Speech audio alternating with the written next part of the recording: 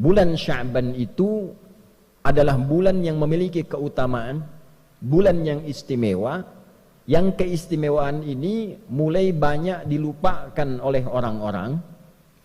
Terletak bulan ini antara Rajab dan Ramadan. Setiap harinya, nanti di pertengahan bahkan malamnya, seluruh amal kita di bulan ini dibentangkan oleh malaikat, dibacakan, ditampilkan, disampaikan di hadapan Allah Subhanahu wa taala. Si fulan amalnya begini, si fulan salatnya begini, si fulan baca Qur'annya begini, si fulan sedekahnya begini. Disebutkan di hadapan Allah sekalipun Allah sudah mengetahui itu semua untuk memberikan petunjuk kepada kita bahwa nama kita sedang disebut. Si fulan berzikir, si fulan salawat pada Nabi Muhammad sallallahu alaihi wasallam, si fulan meningkatkan bacaan Al-Qur'annya. Maka dari itu kita siapkan dengan semangat di bulan Sya'ban ini, siapkan amalannya, siapkan peningkatannya, siapkan semangatnya, karena nama dan amalan kita disebut-sebut di bulan ini. Itulah keutamaan bulan Sya'ban. Semoga kita dilindungi, diberikan hidayah, diberikan taufik oleh Allah Subhanahu wa taala untuk mau meningkatkan amal di bulan Sya'ban ini. Hadirin, terdokumentasikan dalam kitab Sunan An-Nasa'i nomor hadis 2357. Sanad hadis ini diriwayatkan pada sahabat mulia yang masih junior, masih muda, kurang lebih 5 tahun di atas sahabat Ibnu Abbas radhiyallahu taala anhuma, yang saat Nabi sallallahu alaihi wasallam wafat beliau masih berumur 20 tahun. Ayahnya termasuk yang dikasihi oleh Nabi sallallahu alaihi wasallam, bahkan pernah tercatat dalam sejarah menjadi anak angkat yang diadopsi oleh Nabi sallallahu alaihi wasallam. Sahabat junior ini bernama Usamah, ayahnya Zaid bin Harithah radhiyallahu taala anhuma. Sahabat Usamah bin Zaid bin Harithah, karena kecintaannya terhadap ilmu, kecintaannya terhadap Nabi sallallahu alaihi wasallam, senantiasa melihat kebiasaan Nabi yang disimpulkan oleh beliau, khusus di bulan Sya'ban, Nabi itu senang menunaikan ibadah tertentu. Maka ditanyakanlah kepada Nabi sallallahu alaihi wasallam, beliau berkata, "Qultu," aku bertanya, "Ya Rasulullah, wahai Rasulullah, lam araka tasumu syahran minasyuhuri ma tasumu min syahri Sya'ban." Ya Rasulullah, saya tidak melihat kebiasaan Anda, baginda, banyak menunaikan puasa sunnah dalam satu bulan dibandingkan bulan-bulan lain, kecuali saya lihat Anda banyak menunaikannya di bulan Sya'ban. Jadi Nabi sallallahu alaihi wasallam di luar bulan Ramadan yang diperintahkan kita menunaikan ibadah puasa wajib sebulan penuh, di luar Ramadan Nabi juga menunaikan puasa sunnah. Di antara sekian bulan, 11 bulan selain Ramadan, Nabi diamati oleh sahabat yang kecil, yang junior ini banyak menunaikan puasa sunnahnya di bulan Sya'ban. Maka ditanyakanlah kepada beliau sallallahu alaihi wasallam, mengapa Nabi banyak menunaikan puasa di bulan Sya'ban? Dalam syarahnya, apakah ada keutamaan di bulan Sya'ban ini sehingga dengan itu Nabi sallallahu alaihi wasallam banyak menunaikan puasa di bulan ini? Maka Nabi sallallahu alaihi wasallam kemudian menjawab, qala Rasulullah sallallahu alaihi wasallam, "Dzalika syahrun yaghfulun nasu anhu baina Rajab wa Ramadan." Duhai Usamah bin Zaid bin Harithah, bulan Sya'ban itu adalah bulan yang memiliki keutamaan, bulan yang istimewa, yang keistimewaan ini mulai banyak dilupakan oleh orang-orang. Terletak bulan ini antara Rajab dan Ramadan. Dalam syarah hadis ini diantaranya disebutkan, diantara makna Nabi menyebutkan Rajab dan Ramadan untuk memberikan kesan bahwa banyak orang Islam itu memberikan perhatian yang luas pada bulan Rajab, memperingati Isra dan Mi'raj, menggali lagi keutamaannya, belajar tentang keutamaan perjalanan Nabi SAW dari Isra kemudian Mi'raj, dituntaskan dengan hikmahnya. Kemudian setelah itu menyiapkan Ramadan sehingga lupa dengan keutamaan Sya'ban yang letaknya ada di tengah-tengah Rajab dan Ramadan. Orang-orang pada masa itu sudah mengetahui bulan Sya'ban itu letaknya antara Rajab dan Ramadan.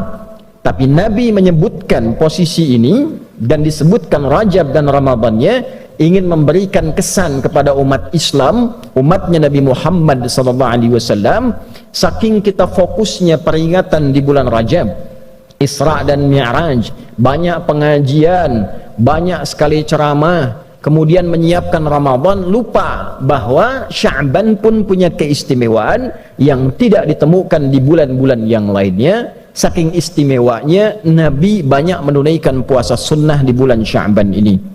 Maka apa keistimewaannya Rasulullah? Wa huwa syahrun turfa'u fihi al-a'malu ila rabbil alamin wa uhibbu an yurfa'a 'amali wa ana sha'imun.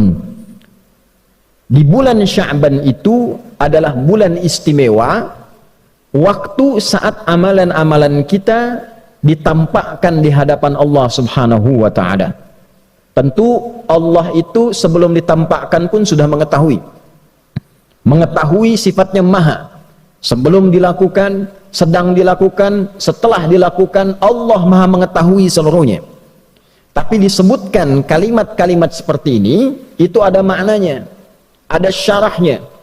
Kalau kita mengaji di ilmu hadis, disebutkan kalimat-kalimat semacam ini untuk menunjukkan bahwa waktu itu begitu istimewa, keadaan itu begitu istimewa. Saking istimewanya amal-amal kita itu disebutkan walaupun sudah diketahui. Misal kita ingin berikan gambaran, menteri-menteri dalam kabinet misalnya bekerja, dia melakukan riset, analisa, penelitian, misalnya di bidang ketahanan pangan, menyiapkan ketahanan pangan terbaik, padinya, untuk ternaknya dan sebagainya. Nah, presiden sudah melakukan riset terlebih dahulu. Sebelum menterinya bekerja, presiden menugaskan orang-orang tertentu, coba pelajari di lapangan bagaimana. Jangan sampai nanti menterinya presentasi ternyata tidak sesuai dengan data di lapangan. Maka ketika menterinya presentasi di hadapan presiden, kemudian disebutkanlah hasilnya sesuai, hasilnya bagus. Yang luar biasa, sebelum menterinya presentasi, disampaikanlah kemudian catatan-catatan menteri itu di hadapan presiden, misalnya oleh sekretaris kabinetnya, oleh menteri koordinatornya, disebutkan ini catatannya bagus, penelitiannya bagus, hasilnya bagus, datanya benar. Tentu ketika disebutkan prestasi-prestasi yang baik ini, bukankah perasaan menterinya nyaman? Bukankah menterinya akan senang?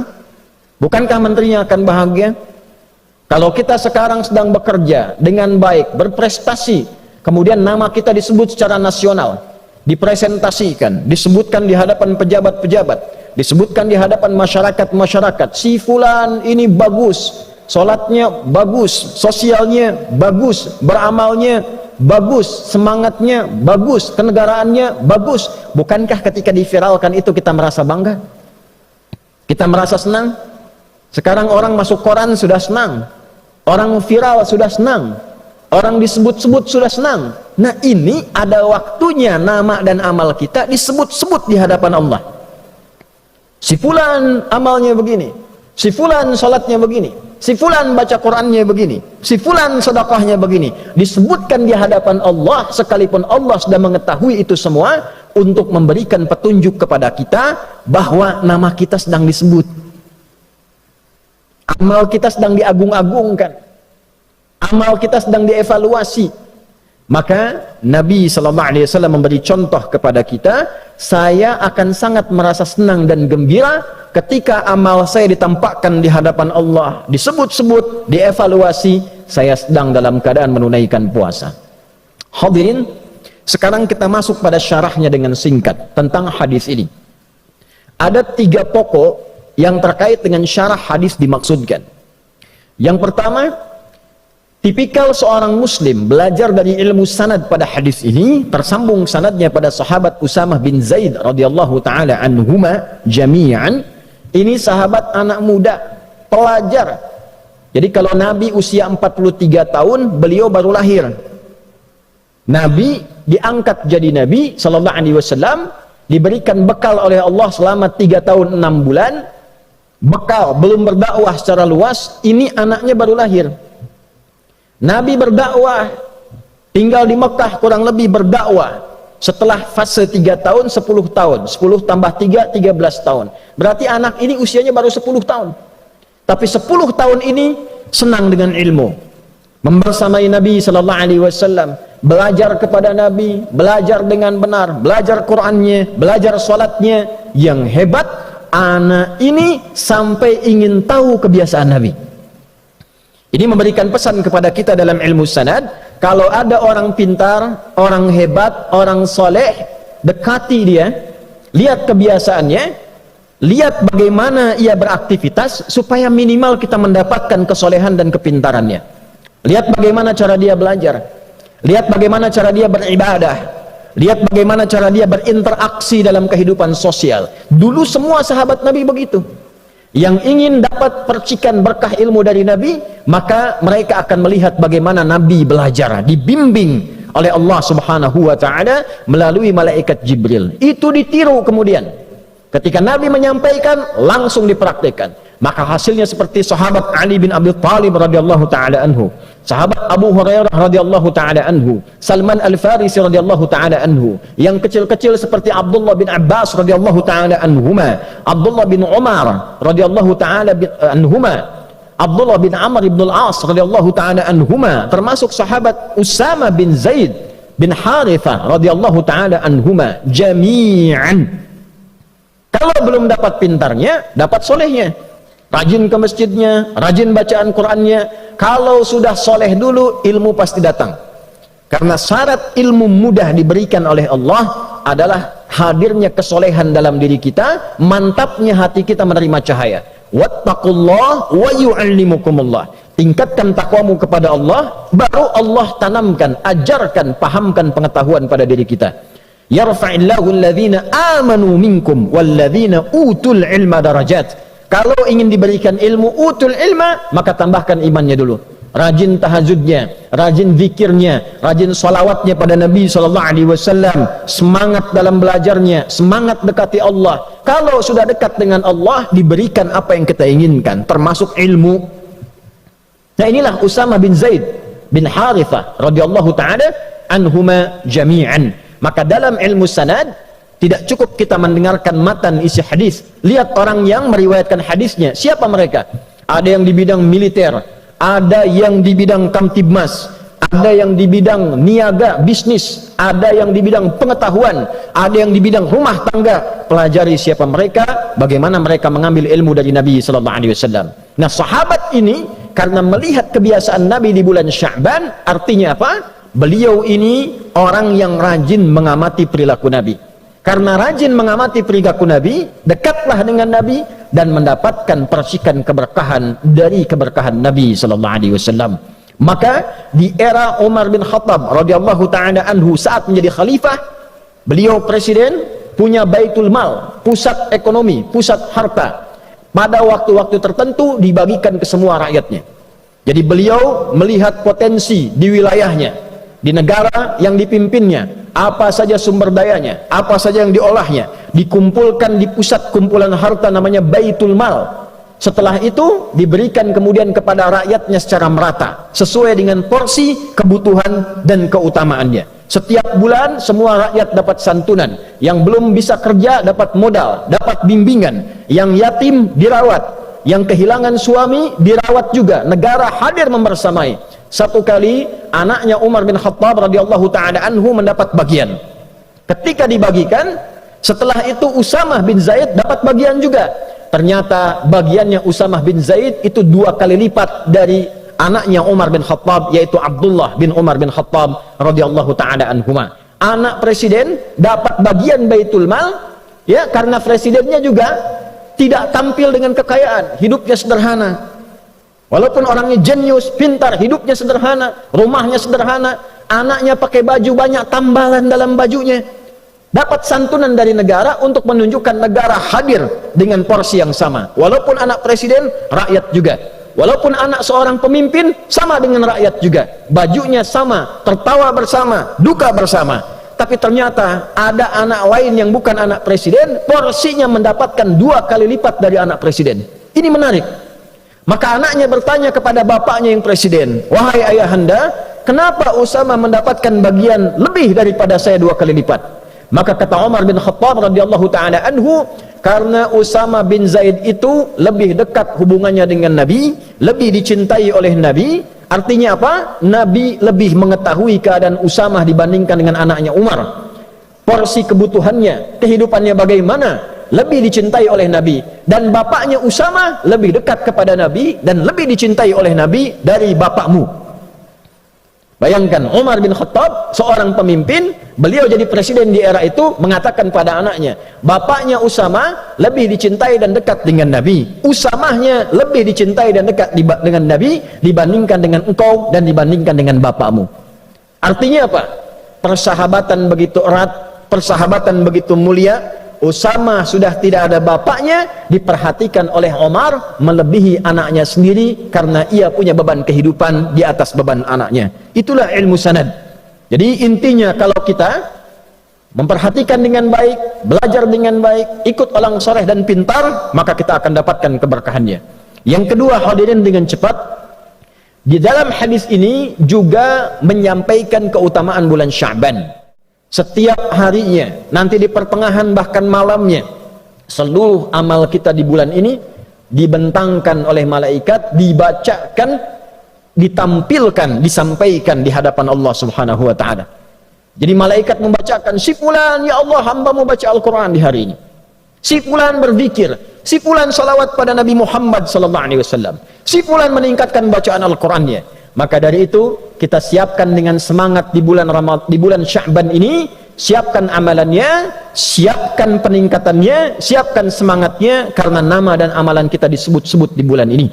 Yang ketiga, Nabi mengajarkan kurikulum persiapan Ramadan di bulan Sya'ban. Ayat puasa turunnya bukan di bulan Ramadan. Ayat puasa turun di bulan Sya'ban di tahun kedua Hijrah.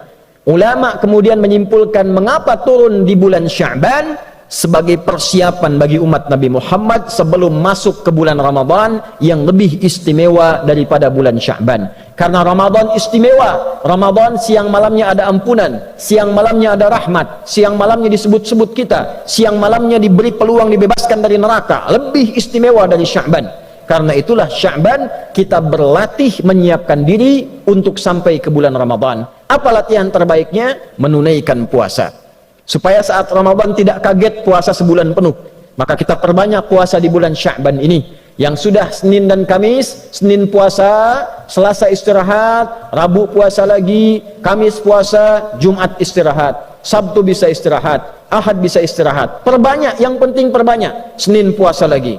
Yang sudah terbiasa nanti Ayyamul Bid, Senin Kamis tambah puasa Daud, Senin puasa, Selasa istirahat, Rabu puasa, Kamis istirahat, Jumat puasa, demikian sebelum sampai ke bulan Ramadan. Kalau sudah begitu, fisik kita terbiasa, masuk Ramadan siap sebulan penuh, kita sudah terbiasa beramal, siapkan kurikulum dari sekarang. Berapa banyak yang akan dibaca di bulan Ramadan, berapa kali khatam, berapa banyak infak, berapa banyak kita sholawat, siapkan dari sekarang supaya Ramadan kita sudah tangguh menghadapi bulan-bulan, hari-hari, waktu-waktu, malam-malam yang penuh dengan keistimewaan di sisi Allah Subhanahu wa taala. Itulah keutamaan bulan Sya'ban. Semoga kita dilindungi, diberikan hidayah, diberikan taufik oleh Allah Subhanahu wa taala untuk mau meningkatkan amal di bulan Sya'ban ini. Insyaallah pekan depan masuk insyaallah ke nisfu Sya'ban. Maka khususnya di malamnya perbanyak ibadah kepada Allah, perbanyak solatnya, perbanyak istighfar, perbanyak baca Al-Quran, dan semoga sesuai hadis Nabi SAW yang sahih, di malam pertengahan Sya'ban, nisfu Sya'ban, Allah menelisik ke dalam sampai ke hati kita. Maka orang-orang yang memohon ampun diampuni dosanya oleh Allah Subhanahu wa taala, kecuali orang yang masih ada iri hati, permusuhan di dalam jiwanya yang paling dalam.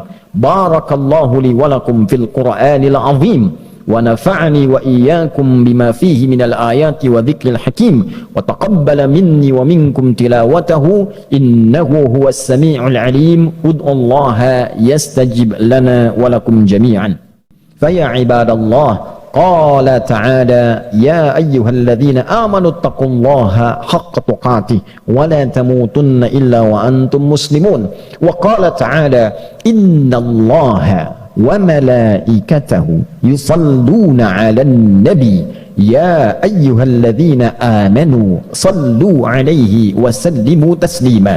اللهم صل وسلم وبارك على هذا النبي الكريم الرسول الأمين نبينا محمد وعلى آله وصحبه أجمعين. ربنا لا تدع لنا في مقامنا هذا وفي كل مقام ذنبا إلا غفرته ولا هما إلا فرجته ولا دينا إلا قضيته ولا مريضا إلا شفيته ولا عاسرا إلا يسرته ولا حاجة من حوائج الدنيا والآخرة فيها لك رضا وفيها لنا الصلاح إلا قضيتها يا أرحم الراحمين. Ya Allah, jika ada pendosa di Jumat ini ampuni dosanya. Jika ada yang sakit mohon angkat dan sembuhkan penyakitnya. Jika ada yang mengalami kesulitan mohon angkat dan hilangkan kesulitannya. Jika ada yang tengah gelisah mohon tenangkan hatinya. Jika ada yang sampai Jumat ini diliputi utang piutang limpahkan luasan rizki kepadanya untuk melunasi utang-utangnya. Allahumma barik hadzal makan wa hadzal ma'had ma'had mira ya arhamar rahimin tamam al mubarakah kama barakta kull al amakin al qadima wal haliya wal mutaqaddima ya arhamar rahimin. Ya Allah, anugerahkan keberkahan kepada pesantren ini, pesantren Mira, dan seluruh tempat-tempat yang baik yang pernah Engkau berkahi di muka bumi ini. Allahumma hafadz biladana Indonesia waj'alha baldatan thayyibatan wa anta tardaha. Ya Allah, mohon negeri kami Indonesia dijaga ya Allah. Jagalah negeri kami ini, jadikan negeri kami negeri yang makmur, negeri yang baik yang Engkau ridai. Allahumma hafadz umara'aha wa ru'asa'aha waj'alhum ya Allah minal 'udala liyukhaffifu hisabahum yaumal qiyamah. Ya Allah, mohon jaga para pemimpin kami dari level atas sampai yang bawahnya. Sehatkan mereka, kuatkan mereka, bimbing mereka agar bersikap adil dan baik dalam menjalani kepemimpinan untuk meringankan hisab mereka di akhirat kelak. Allahumma hafadz ulama'ana waj'alhum mukhlashina lakad-din. Ya Allah, mohon jaga para ulama kami, ikhlaskan mereka dalam berdakwah, berikan kemampuan mencerahkan umat, jauhkan dari perpecahan ya arhamar rahimin. Allahumma yassir lana wa la tu'assir alaina waj'alna hamalatal Qur'anil Karim waj'alil Qur'ana sahiban lana fid dunya wa syafi'an lana fil akhirati ya arhamar rahimin. Ya Allah, jadikan kami semua termasuk ahli-ahli Al-Quran, terutama ya Allah keluarga besar pesantren ini jadikan termasuk ahli Al-Quran. Jadikan ya Allah Al-Quran sebagai teman kami di dunia, syafaat bagi kami di akhirat, cahaya bagi kami di alam kubur kami ya arhamar rahimin.